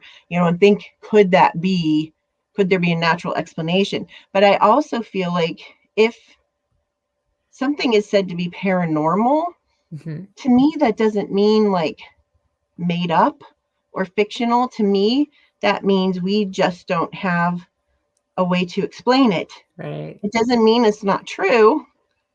How many things have we said were paranormal before? I was just talking about this in a Bigfoot group tonight. Oh, see, I must be psychic or something. Yeah, it must be. I was saying, like, I always think about that movie, The Gods Must Be Crazy, when the pop bottle comes out of the airplane and the tribal members like, oh, it's from the gods. So what if something like that is going on with Bigfoot, where we're like, oh, it's supernatural, but we just don't know how to explain it. Right. Paranormal doesn't mean not true to me. Right. Well, and it's important that, again, like debunking or really trying to find the facts and coming at it from different angles. It's important that everyone goes in the direction they're supposed to go or they need to go, because that's how you learn. And like you said, it may or may not pan out. If it doesn't, okay, great. Now we know what we're not looking for anymore, and it points you in another direction. So it all really does come together. And couldn't there be more than one thing going on? Like sometimes people will say they see things in the woods or whatever. Like that doesn't have to be Bigfoot. It could be something else going on, or I don't know. But I am not closed-minded to it at all. Have you seen any orbs in the woods when you're out there going for Bigfoot? I have seen a couple times weird things, as like in Kentucky. And one time in Ohio, I saw these red lights that almost looked like laser dots, like where I thought there was somebody with electronics. Like, so they were circle and they were red. So I was sure somebody was standing there with electronics, and then when you would finally like go there or shine a light, there was nothing there. Right. And you're looking for like anything on the trees, or was it a radio tower that was coming through the trees, and you couldn't debunk it. And I don't know what that is, but it was weird. Like that's the weirdest thing. And then when I did see that thing walking down the power line cut, there were some like white flashes up in the trees, but it was also near the power line cut. So I don't know if it was electricity, and it was misty rain. So those are really the only odd things. You didn't go out with us at Eric's event on the gas line, did you? No, I would have liked to, but no, because we got stuff out there, and Jay and I looked at each other like, I don't know. Yeah. And if it happens, it happens. I don't think everybody that says something odd happens is lying. Like, just like I don't think everybody that says they see a primate in the woods is telling the truth. Well, I mean, there's so much research in the last couple of months. I mean, have you guys looked at the UV, lights on marsupials that are coming out. Yeah. They're glowing in the dark, or the Tasmanian devil that actually can get its eye to really go cool. red. I mean, so it's just like there's a whole, that's to me just, I love it that people are studying that. Like even if you broke it down to, I just don't have time to really put my heart and soul into both. But if there was some crossover, then that's fine with me. So we have a question from the audience. And again, folks, if you got questions, please put them in the chat so we can get them in there. It's from Brian from Bearded Paranormal. What do you think about the $2 million bounty for Bigfoot in Oklahoma, and also the possibility of Bigfoot hunting season? Oh, I think it's a bunch of hooey. I don't know. Like, I don't know how much I should take it seriously, that they were really doing it for a serious reason. I think it was like more for what's it called? Well, it's publicity. Publicity. That's I even said public, and I can't remember the word publicity or something. But as far as how do I feel about a Bigfoot hunting season, I don't think it's a good idea. I'm not against hunting. You want to bring me some venison or whatever, I'll make it into a stew. I personally, unless I was starving or my family was starving, I would find it hard to even kill a deer, just because I'd cry my face off. But I'll eat your deer. So I'm not against it. But when it comes to something like Bigfoot, first of all, we don't know what they are. We don't know, are they closer to people? Are they, are they almost extinct? We don't know enough about them that I feel like we should be out shooting one. But that being said, I would very much like to, and this is on my bucket list, I would very much like to come across one that died peacefully of old age in its sleep. And so we would have the body and be able to prove it. So no, I don't think we should shoot one. Yes, I do think we kind of need to have that body for scientific proof. But then there's the middle Amy, who I just like the mystery of it, and I don't really want everybody to know. Like, I feel conflicted. But I don't know. I think Oklahoma, whoever came up with that, I don't feel like they're being serious about it. Yeah, the politician that came up with the idea basically said it's to bring commerce, bring tourism in, because COVID just crushed that particular area. And honestly, I don't know that I feel anybody's going to have a better chance just because they're after $2 million than if they weren't. Well, I mean, and that's just it. We don't need a bunch of crazy people running around thinking they're going to get something, because unfortunately people will take this seriously, and we don't even know if this thing exists, and they're going to be hunting who knows what with shotguns and rifles and all that happy stuff. It has to be not a good idea. Has to be caught alive. Trapping only, because the original one was, go out and shoot to kill kind of thing. And then now it has to be that's all I need is 5 or 6 guys in ghillie suits out there. And so what's the most compelling evidence that you've come across? That I myself have come across? Yep. Zip. No, it's not zip. But I often call myself the worst Bigfooter in the world because I never find anything, and I try really hard. Aww. But, I have some really cool audio from that spot out in the Alleghenies. I've been collecting it for quite a few years and just kind of storing up a little cache of these audio recordings. So that's kind of cool. I have been with other people that had their equipment out, like in Mount Hood National Forest, with Shane and them, where they caught some really cool audio. It wasn't mine. Like, I've never found any footprints, except when I first went out hiking, like thinking maybe there was Bigfoot. I might have actually seen something, but I didn't know what to do with it. I've been there when other people have found things. But, being at the nest site, just where that is, but again, that's not my evidence. So I am not very fortunate about coming across things like that. And, but I'm not going to lie about it either. So if I tell you, oh my gosh, I found something, then it's probably pretty good, because that'll be the day. Awesome. But that doesn't bother me, because you look at things like the Cross River gorillas that, Westerners didn't think they were real, and then finally caught them on camera trap after all those years.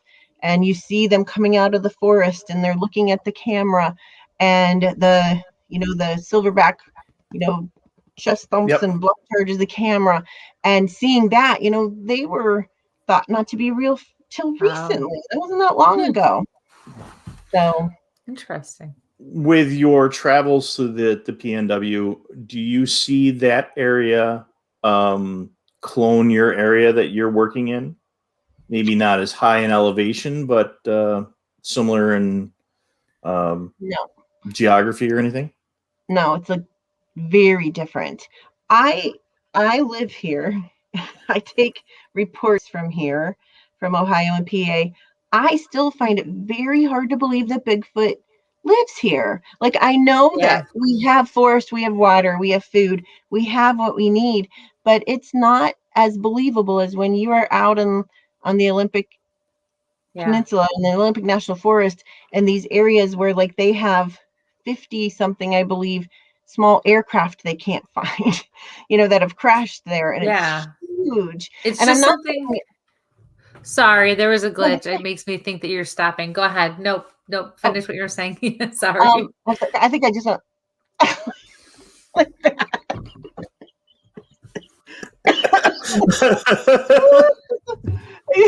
Awesome. What was that? I love somebody that will take her out. Awesome. Sorry. No, right. But I still find it really crazy that people are seeing it here, and I've seen things here. So no, it's really not similar at all. When I was out in Stevens County, Washington, in eastern, northeast, One of those. northeast One of those Washington. places. Then that was that forest there was a little more similar to the Alleghenies. Yeah. Okay. Interesting. I was just wondering if you were seeing this. No, I was just wondering if you're seeing the fingers, or you were seeing the streams or something similar, because you look at some of that area and then you look at it compared to the Adirondacks or something like that. And I know the Adirondacks maybe more so. Yes. Or moose. Oh, thanks. Hey. Oh, puppet head. Yes. You better explain the moose problem there, partner. So Mike and I did a work trip over in the summer, and we went out that way, and Mike's infatuation with finding a moose kind of took precedent over one of the days that we were there. And we're going to go to this one area. And I'm like, oh God. Right. So we got stuck. He drove 15 miles an hour through this park for 3 hours almost. We were late coming home because it was the last day, and it was just I was so mad. I'm sad for him. Oh, the whole time. But it scary. But we didn't find any. And my spidey senses are kicking in. I'm like, Mike, we're not going to find a moose. There's no moose here. Mike, there's no moose here. But you couldn't leave. The only way to get out was to go at 15 miles an hour through this entire park. He's like, I didn't realize it was this long. I didn't realize it was this big of a park. He had his Don Quixote going. That's what I say. I feel like Don Quixote sometimes, where I am compelled to go after that moose windmill. Oh my God. But I will say this, though. It was extremely odd that through that entire park, which it was a gorgeous park. It was a gorgeous drive, but it was the end of, we did paranormal, we did some Bigfooting. We were exhausted, and, it was hot.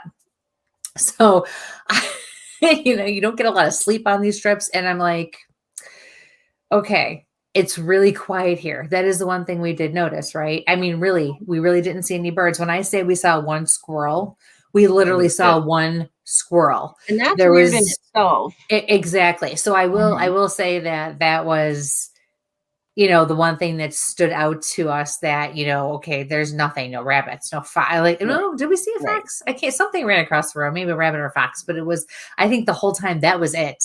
And the one squirrel on this boulder on the one side of the road. But that's why I always bust his chops about the moose and about leaving me, because it took 3 hours. He and I live an hour and a half away from each other, and I ended up leaving my car at his house. His wife was nice enough to keep an eye on my car for me at their house.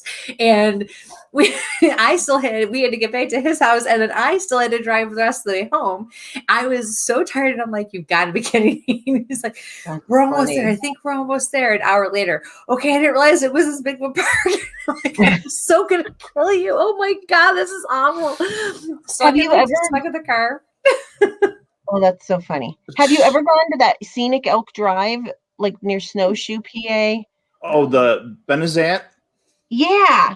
I think I it's drove supposed back to up. take, It's 3 hours from my house. And it's and it's like supposed an to hour take and a like half from 2 Denver. hours to drive it, right? The whole thing. Yeah. And whatever it was supposed to be, that was one of my solo things I did. And it took me double that because I had to stop at every scenic overlook. You have to drive really slow because you're looking on both sides. And I swear I was the only car on that. But I'm the same, Mike. I'm the same. Well, the key out of that is always take a map, because that was the weekend that the GPS satellites went down. They got hijacked Garmin. Yeah. So the Garmin didn't work.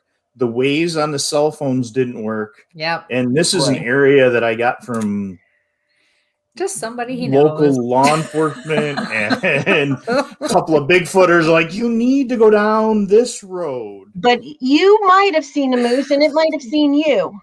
Yep. I would like to think so. That's nice that you put a positive spin on it, but I still want to rip his head off for that one. I had to call my husband and go, you're not going to believe this. And I was like, I told you I was going to be home at this time. I'm not going to be home until a couple hours after that. He's like, what are you doing?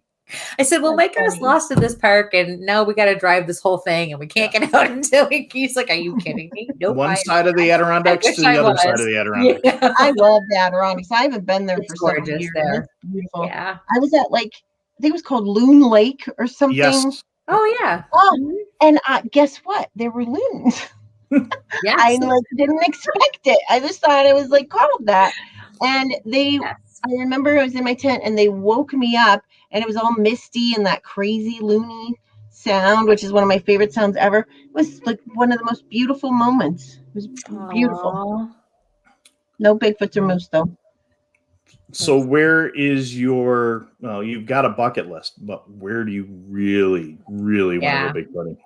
Oh, my number one place, Bigfoot or not, I'd like to go to British Columbia. Ooh. And I would like to look for Bigfoot there for sure. And it's just so beautiful and all the pictures and videos and everything. That's number one. And I also want to go, last year I was supposed to go to 2 of my bucket list places. And I didn't get to go because of COVID. So I have to believe it's either going to happen another time or it just wasn't supposed to happen. But I was supposed to go to Alaska, to Port Chatham. And that was just such a disappointment. I don't know if you've talked about Port Chatham before. It's that fishing village that was we have not. Okay. Yeah. It's a real place, and it was mid-century, last century. There was a whole fishing village there. Wow. You can only get to this port, to this little village, by boat, and you have to charter a boat to get there. But they had, their houses there. They had a cannery where they would catch the fish and can the fish, and the whole village left, and they said it was because the hairy man was killing people. So it's not a legend. They were really said that's why they all left. So some of my friends had gone there and they shot a documentary there, and they were going back and they invited me, and I'm like, yeah, I want to go see the hairy man get killed. Awesome. Just bring lots of reindeer. They look like they were soaked the entire time that they were there. And why does that always happen? You go out and it's going to be a good evidence night and it just pours. That's right. Long. In the documentary, it poured a lot. So I didn't get to go. So I was really sad. And then the other the third place I'd love to go is out to the Navajo Nation, and I was supposed to go there as well. Just I have such a huge respect. My dad taught me that, for our Indigenous people and First Nations in Canada, and I really was excited about that. But maybe some other time. I totally get it why you couldn't go, obviously with the pandemic and everything. So Right. maybe another time. We only have a few minutes left. Yeah, Can you Mike, believe it? I will send you a picture of what a loon is, but it is Ooh, it's a bird. It's a bird, Michael and I got when he's some. trying to find a moose. Yeah, It kind of looks like a duck, Yeah. but they have With a this haunting sound. froze. Yeah, I got some pitch. pictures. I'll send you some stuff. Yeah. And Listen, then Google at what they sound like because they're really cool. yeah, and they'll freak you out when you wake Yeah. up in the first thing in the morning. So, Nick, have you ever investigated the Murfreesboro down southern Illinois? I live in Chicago, but I heard they have the Big Muddy Monster, basically Illinois' version of the Bigfoot. I've heard of the Big Muddy Monster. No, I have never researched there. So I'd love to. You have all these different names for Sasquatch, Bigfoot all over the country, and it's fun to get somewhere local and see what they're saying. But no, I never have been, but I would love to do that someday. Very good. I'm going to put, you can contact Amy at bigfootamy@gmail.com, and I'm going to put that into the chat. What other major events do you have coming up in the next couple of months? Oh gosh, this year I wasn't sure if we were going to be able to travel, if things were going to be open. So I've kind of pared down my traveling a little bit. I'm going to be out at the Medellin Falls Bigfoot Conference in June out in Northeast Washington. And so that's going to be a lot of fun. A lot of my friends are speaking there as well. And then I'm going to be doing some traveling, some camping, remote camping directly after that. Then I'm going to be going out to another event in Oregon at the same time. So June's going to be a lot of my Pacific Northwest stuff.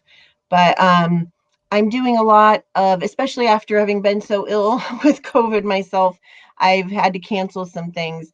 And I'm doing more writing. I'm writing a book, and I am determined to get that finished this year. That's great. So, but I'm doing lots of different things, and I'm spending more time out in the woods myself.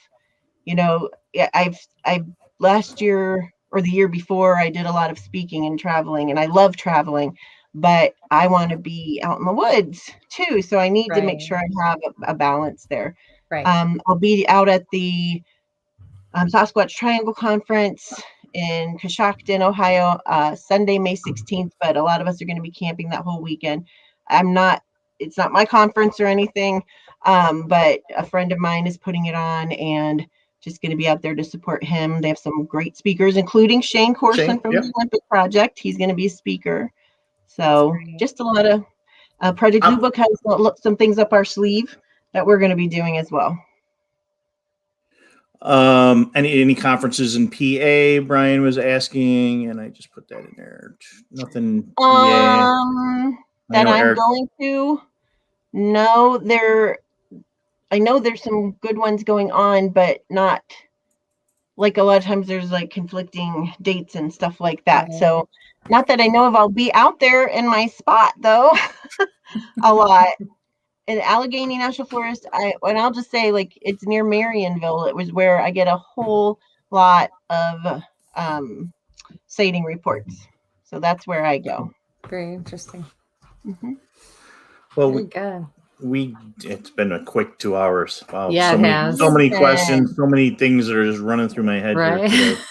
That explains the smoke coming out of it. Yeah. This has been really fun. Thank you. Thank you so much for coming on. This was so nice to talk to you. So much information. If you could just hang with us maybe for a quick second afterwards, we just close out quick, and we'll say goodnight to everybody here. And let me switch over to my other screens. So, yes. Thank you, everybody, for joining us this evening. There's the brand. Thank you. As always, Be safe. And sample on. Wow. Yeah. Bye. Where's my button? Good night, everybody.